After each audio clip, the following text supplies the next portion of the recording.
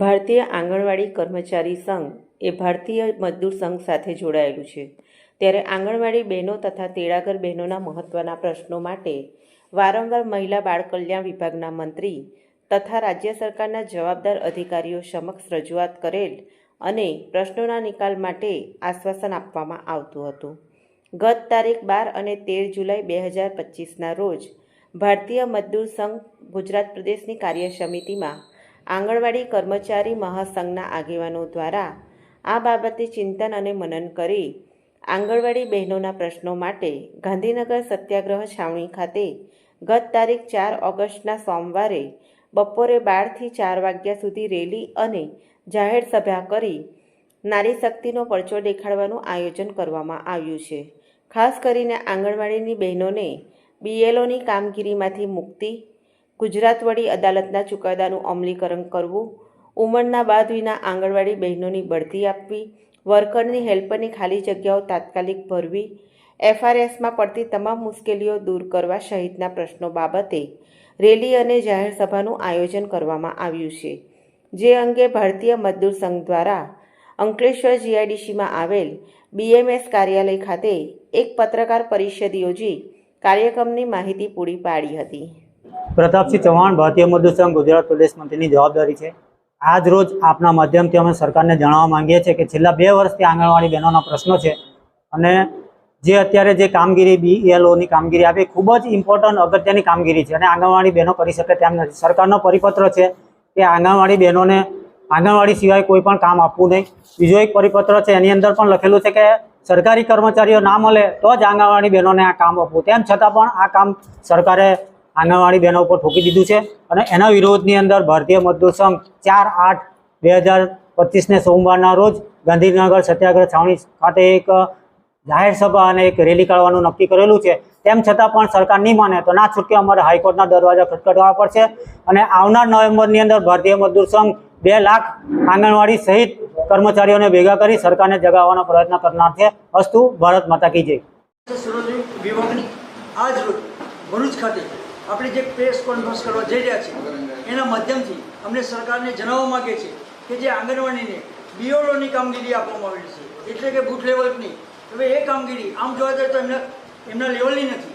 આ એક જવાબદાર વ્યક્તિઓની આ કામ છે અને આ કામ થોપી દેવામાં આવ્યું છે, એટલે અમે એનો સખત વિરોધ કરવામાં આવે છે. અને અત્યારે જે સરકારની માતૃશક્તિની જે યોજના છે એ યોજનાની અંદર બહેનોને જે બાળકોને આપવાની જે પોષણની વસ્તુઓ છે એ દૂર જગા પર એ લોકો મૂકે છે અને ત્યાંથી એ લોકોને પોતાના ગુણો ઉચકીને 25 કિલોની બોરી આવે છે એ ઉચકીને લાવવાની રહે છે, એટલે અને એના ભાડા બી સરકાર આપવા રાજી નથી. તો એનો બી અમે વિરોધ કરે છે કે હવે પછી એ બોરી અને સરકાર આંગણવાડી કેન્દ્ર પર ઉતારે એવી અમે આશા રાખીએ છીએ. અને બીજી FRS કરીને એક સરકારની આ જે યોજના છે એમાં જે ગ્રામીણ લેવલમાં જે સગર્ભા બહેનો છે અને બાળકો છે એ લોકોને પોષણના જે કંઈ પેકેજ આપવામાં આવે છે, હવે એ પેકેજમાં સરકારનું એવું કહ્યું છે કે ઓનલાઈન KYC કરીને એ લોકોના ફોટા અપડેટ કરો, પણ નેટવર્કના ફાંફા છે, એ લોકોના મોબાઈલ નથી, તો પછી આ બધી વસ્તુ કેવી રીતે શક્ય છે? એટલે અમે આમાં બી ઇન્ટરેસ્ટ નથી. બહેનો ના પાડે છે કે અમે આ કામ કરવાનું નથી. અને ગુજરાતમાં અત્યારે જે વડી અદાલત એક ચુકાદો આપ્યો છે, અદાલતે એવું કીધું છે કે સરકારી કર્મચારી જાહેર કરો અને સરકારને લગતી જે કંઈ એ લોકોને માનધન છે કે બધી ફેસિલિટી છે એ બધી આપો. તેમ છતાં સરકાર એમાં ધ્યાન આપતી નથી અને કોર્ટનું બી પાલન કરતી નથી. એટલે અમે એનો બી સખત વિરોધ કરે છે કે પહેલાં તો જે કોર્ટનો જે આદેશ છે એનું પાલન કરે. બીજું કે જે બહેનોને સ્માર્ટફોન આપવામાં આવેલા છે એ ફોન જ્યારથી આપ્યા ત્યારથી એ ફોનની અત્યારે એવી હાલત છે કે એમાં લોકોના ફોન જૂના થઈ ગયા છે, એમાં નેટવર્કના પ્રોબ્લેમ છે, એટલે સ્માર્ટફોન અત્યારે નવા આપે.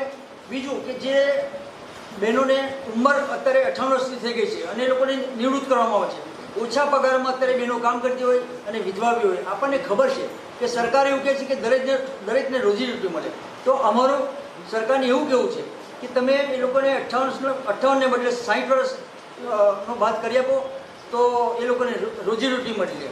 આ બધા તમામ પ્રશ્નોને લઈને બરાબર જે અત્યારે હેલ્પરની જે ભરતી થવી જોઈએ તે બી હજુ થતી નથી બરાબર. કેટલીક બહેનો મારી એમાં ભણેલી બી છે તો એમાં એ સુપરવાઇઝર બી થઈ શકે છે, પણ સરકાર આ લોકોને લાભ મળે એવું ઈચ્છતી નથી. એટલે અમે લોકોએ ભારતીય મજદૂર સંઘે ઓલ ઇન્ડિયામાં અને ખાસ કરીને ગુજરાતમાં બી અમે નક્કી કર્યું છે 4/8/2025ના રોજ સત્યાગ્રહ છાવણી ગાંધીનગર ખાતે અમે 50,000 બહેનો લઈને એક દિવસનો રજા પાડીને ત્યાં આગળ ભેગા થવાના છે.